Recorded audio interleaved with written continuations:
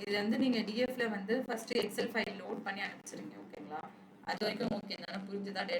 டிஎஃப்ல வந்து இப்போ நியூவா ஒரு காலம் வந்து சோர்ஸ்ல எக்ஸல் ஃபைல் லோட் பண்ணிக்கிறீங்க. அதில் 2 டேட்டா செட் நான் வந்து இப்போ போட்டிருக்கேன். ஓகேங்களா? ஸோ இப்போ இதில் வந்து நீங்கள் டிரைவ்டு காலம்ஸில் you can add the new column. இப்போ வந்து என்னென்ன அப்படின்னு பார்த்தீங்கன்னா ஃபர்ஸ்ட் நேம் நியூ காலமோட நேம். ஓகேங்களா?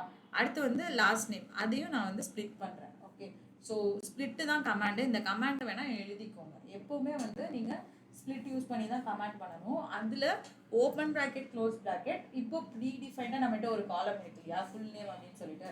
அப்போ அந்த ஃபுல் நேம் காலமை பேஸ் பண்ணி நான் வந்து கம்மா போட்டுட்டு சிங்கிள் கோலன் போட்டு அதில் space, because we are splitting it through the space, comma அந்த க்ளோஸ் ப்ராக்கெட் அரே ப்ராக்கெட்டில் 1 ஃபர்ஸ்ட் இருக்க ஸ்பேஸிங்க்கு முன்னாடி இருக்கிறதெல்லாம் இது எலமெண்ட் எடுத்து வந்துடும். அதே வந்து லாஸ்ட் நேம் அப்படின்னும் போது அந்த 2 மட்டும் வரும், நம்பர் மட்டும் 1க்கு அப்புறம் 2 அப்படின்னு சொல்லிட்டு உங்களுக்கு மாறும். சிம்பிள்.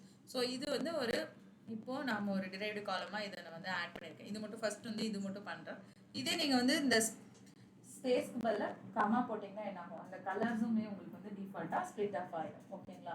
ஸோ இது ஆனால் நீங்கள் என்ன பண்ண முடியும் அப்படின்னு பார்த்தீங்கன்னா you can do it only through Excel ஃபைலாக இருந்தால் மட்டும்தான் இது ஒர்க் ஆகும். ஸ்ப்ளிட், ஏன்னா இது சிஎஸ்வி பேட்டர்னில் இருக்கும்போது நம்மளால ஸ்ப்ளிட் பண்ண முடியாது. ஏன்னா சிஎஸ்வி ஸ்பேஸ் இருந்துச்சுன்னா ஸ்ப்ளிட் பண்ணலாம். இப்போ ஃபர்ஸ்ட் நேம் லாஸ்ட் நேம்க்கு நடுவில் ஸ்பேஸ் இருந்துச்சுன்னா அந்த காலமும் நம்ம வந்து ஸ்ப்ளிட் பண்ண முடியும். Any other parameters delimiters apart from these இப்போ நீங்கள் வந்து ஸ்ப்ளிட் பண்ண முடியும் டிஃபால்ட்டாக. ஓகேங்களா? ஸோ அடுத்த கான்செப்ட் பார்த்தீங்க அப்படின்னா வி கேன் ஹேவ் வந்து சிங்க். டைரெக்டாக அதில் வந்து சிங்க் ஆட் பண்ணிடலாம், அவ்வளோதான். ஸோ அந்த சிங்க்கில் வந்து you can pass this data set. So சிங்க்கில் வந்து ஃபோல்டர் மட்டும் செலக்ட் பண்ணால் போதும். நான் ஆல்ரெடி உங்களுக்கு சொன்ன மாதிரி இப்போ இந்த சிங்க்கில் வந்து you can add a data set, நியூவாக க்ரியேட் பண்ணிக்கோங்க. ஸோ பிளாக் ஸ்டோரேஜில் போயிட்டு இப்போ வந்து எக்ஸல் ஃபார்மேட் தான்.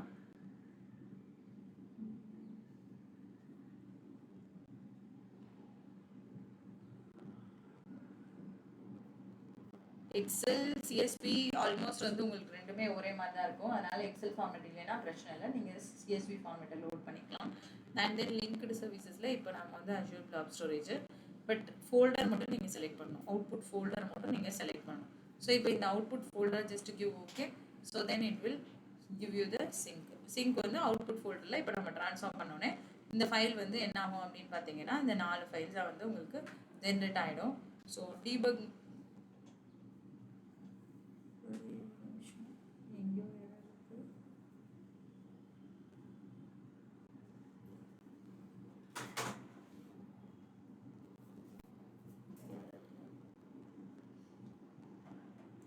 ஸோ இதில் நீங்கள் வந்து டீபக் மோட்லேயே டேட்டா ப்ரிவியூ பார்த்துக்கலாம். பப்ளிஷ் பண்ணும்போது என்ன ஆகும் அப்படின்னு பார்த்தீங்கன்னா உங்களோட அவுட்புட்ஸ் எல்லாமே அங்கே போய் உங்களுக்கு ஷோ ஆகும். அது மட்டும் தான்.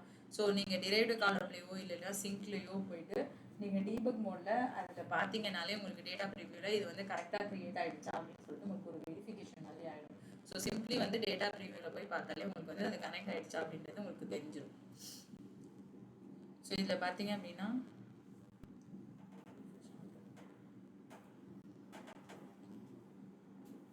ஸோ ஸ்ப்ளிட் ஆஃப் ஆகிடுச்சு பார்த்தீங்களா, ஃபர்ஸ்ட் நேம் லாஸ்ட் நேம் அப்படின்னு சொல்லிட்டு.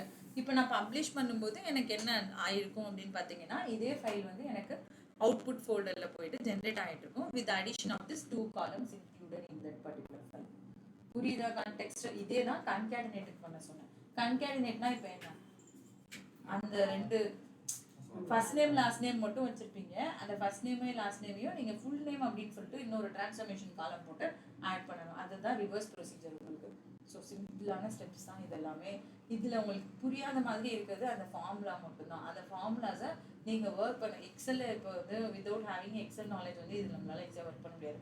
எக்ஸலோட பேசிக் ஃபார்மேட்ஸ் தான் இதெல்லாம், ஸ்ப்ளிட்டு, கன்கேடு அண்ட் தென் வந்து இப்போ 2 டெசிமல், இந்த சின்ன சின்ன ஃபார்முலாஸ் எல்லாம். அதுக்காக இப்போ நம்ம போய் எக்ஸல் படிக்க முடியாது இல்லையா, but still you have to learn these things here. At least தெரிஞ்சால் தான் பண்ண முடியும் அடுத்தடுத்த ஸ்டேட்மெண்ட்ஸ் எல்லாமே. ஓகேங்களா? புரிஞ்சுதா லாஜிக் என்ன அப்படின்னு சொல்லிட்டு. ஸோ இந்த ஃப்ளோ வந்து இப்போ உங்களுக்கு ஜென்ரேட் ஆகிடுச்சு. ஸோ பப்ளிஷ் கொடுத்தோம் அப்படின்னா it will be now generated and அது வந்து எனக்கு போய் அங்கே சேவ் ஆகிடும். அவ்வளோதான். சேவ் ஆகுறதுலாம் ஒரு விஷயமே கிடையாது, ஜென்ரேட் ஆகணும் உங்களுக்கு ஃப்ளோ, அவ்வளோதான் அதோட பர்பஸ்.